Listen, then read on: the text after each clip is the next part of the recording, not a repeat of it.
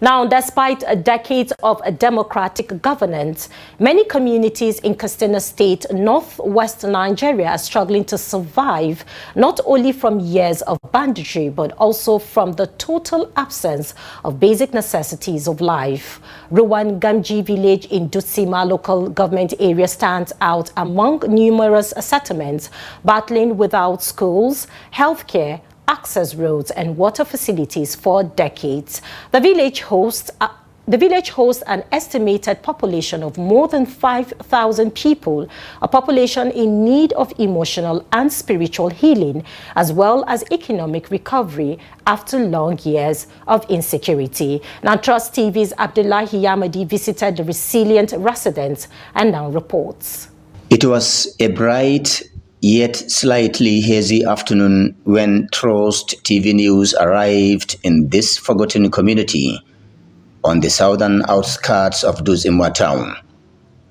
Men and children gathered at the village center, settling into their routines after the early morning hours. The untarred road beginning from Isa Keita College of Education links Dutsinma with dozens of farming communities, including Gagu, Takazaba, and Ruwan Gamji, before terminating at the popular Zobe Dam. Wet season and irrigation farmers endure unimaginable difficulties transporting their produce to market amid deepening losses due to the poor access roads. Though the distance from Dutsinma to Ruwan Gamji is just about 10 kilometers, the road becomes nearly impassable, especially during the rainy season. Traveling on our bad road is a uniquely dramatic experience. Thank God you have witnessed it yourself. This community has been left behind in terms of basic necessities. We have nothing, no school, no health facility, no water. In fact, the experience here is bitter. At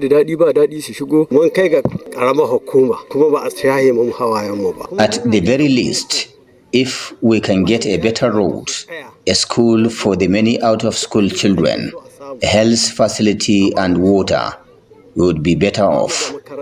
But none of these amenities exist here. What can a poor man do? It takes hard work and courage to live here. Villagers lament the absence of schools, healthcare centers, water facilities, and even a polling unit. Challenges they say have persisted for decades despite their active participation in politics and the presence of dozens of school-age children. They express frustration over years of neglect by both local and state authorities. According to them, several appeals have been made in the past, but government response has remained absent, leaving residents questioning the value of their continued participation in elections, which many now describe as irrelevant. They insist their children have a constitutional right to education. Children from Ruwan Gamji trek nearly 3 kilometers daily to attend primary school in Takazaba. Yet, that school itself suffers from inadequate teachers, learning materials, and a poor learning environment. Years of insecurity have made us poor and exhausted.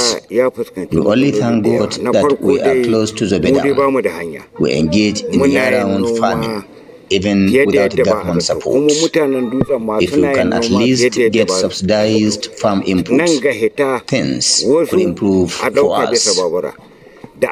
Residents say they are exhausted physically and emotionally from years of banditry, draining their strengths as they struggle to survive.